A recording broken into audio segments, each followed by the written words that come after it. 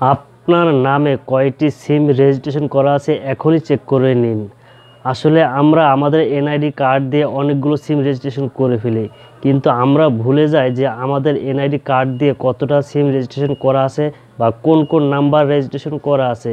ভিডিওটি কন্টিনিউ করুন, শিখে রাখুন।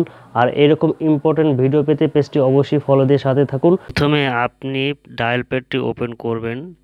ডায়াল প্যাডটি ওপেন করার পর এরকম একটি ইন্টারফেস চলে আসবে। এখানে আপনাকে কয়টি সংখ্যা ডায়াল করতে হবে, *1001#, যে কোনো একটি সিমে আপনার ডায়াল করলে হবে। আমি ডায়াল করলাম। করার পর এরকম একটি ইন্টারফেস চলে আসবে। এখানে আপনার এনআইডি কার্ডের লাস্ট 4 ডিজিট সংখ্যাটি এখানে আপনাকে বসাতে হবে। আমি আমার লাস্ট 4 ডিজিটটি এখানে বসিয়ে দিলাম। বসিয়ে দিয়ে আমি সেন্ড করব। সেন্ড করার পর একটু লোড নেবে মেসেজটা। বন্ধুরা দেখতে পাচ্ছেন যে আমাদের কিন্তু একটি মেসেজ চলে আসছে যে আমাদের এনআইডি কার্ড দিয়ে কয়টি সিম রেজিস্ট্রেশন করা আছে। দেখেন প্রিয় বন্ধুরা, আমার এনআইডি কার্ড দিয়ে 5টি সিম অ্যাক্টিভ করা আছে।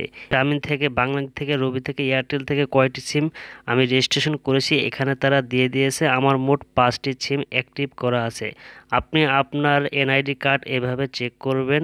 আশা করি বুঝতে পেরেছেন। আর এরকম ইম্পর্ট্যান্ট ভিডিও পেতে পেজটি অবশ্যই ফলো দিয়ে সাথে থাকবেন।